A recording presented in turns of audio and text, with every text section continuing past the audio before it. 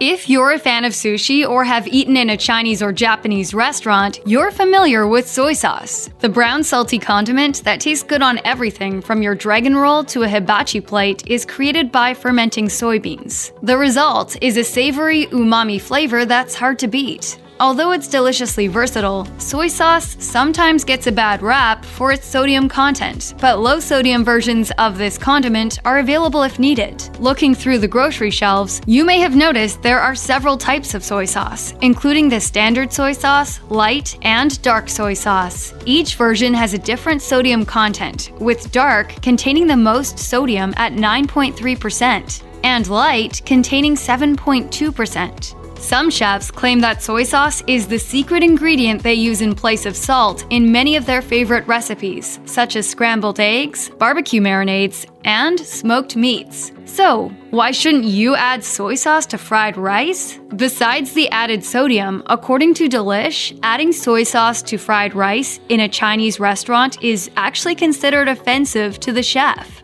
Professional chefs have been trained to create a perfectly seasoned dish. So, when diners add salt, or in this case, soy sauce, it's seen as an insult to their work. Normally, a simple rule of etiquette is to avoid asking for salt if none is provided for you on the table. However, soy sauce is almost always on the table at Chinese and Japanese restaurants. And in the case of fried rice, the soy sauce might already be cooked into it. So use your judgment and taste the fried rice before deciding if it needs more soy sauce. Sometimes, adding soy sauce can feel automatic since it's there on the table, but a quick taste will confirm if more is needed or not.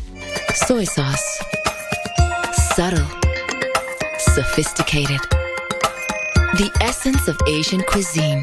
The daily recommended sodium intake for adults is 2,300 milligrams. 1 cup of fried rice averages 800 milligrams of sodium, before any extra soy sauce. Each tablespoon of standard soy sauce contains 900 milligrams of sodium. Using these numbers, if you were to eat 2 cups of fried rice and add 1 tablespoon of soy sauce, you'd consume 2,500 milligrams of sodium. Too much salt in a diet can lead to a host of health problems, including high blood pressure and even stroke. But high sodium and bad etiquette aren't the only reasons to avoid adding soy sauce to your bowl of fried rice. You may also be surprised to hear that soy sauce is usually not gluten-free. Unless you specifically choose a gluten-free soy sauce, the majority of soy sauces on the market are made by combining soy and wheat, meaning they are not gluten-free. If you want to avoid gluten, look for soy sauces that use rice in lieu of wheat. There are also recipes out there for vegans who love fried rice, but they may incorporate soy sauce. Over the years, there's been a debate about the suitability of soy sauce for vegetarians and vegans.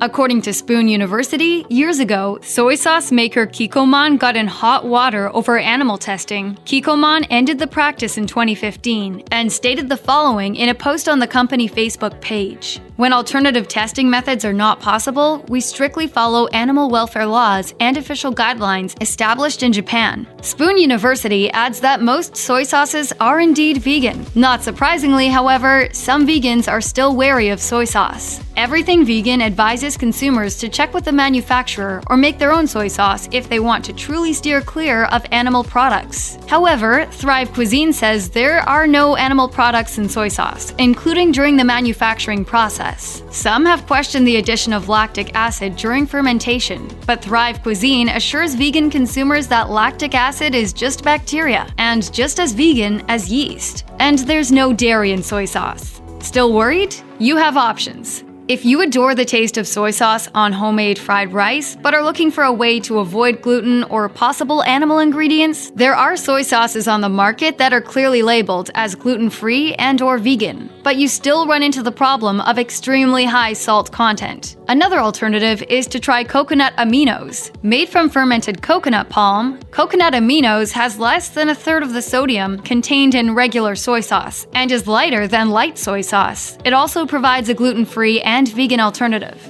If you don't have allergies and you're just looking for that elusive umami flavor and don't care where the flavor comes from, Masterclass suggests roasting your vegetables, adding mushrooms or fish sauce, or topping a dish with roasted seaweed. They'll all deliver that salty, savory fifth taste that you're craving. Check out one of our newest videos right here. Plus, even more mashed videos about your favorite foods are coming soon. Subscribe to our YouTube channel and hit the bell so you don't miss a single one.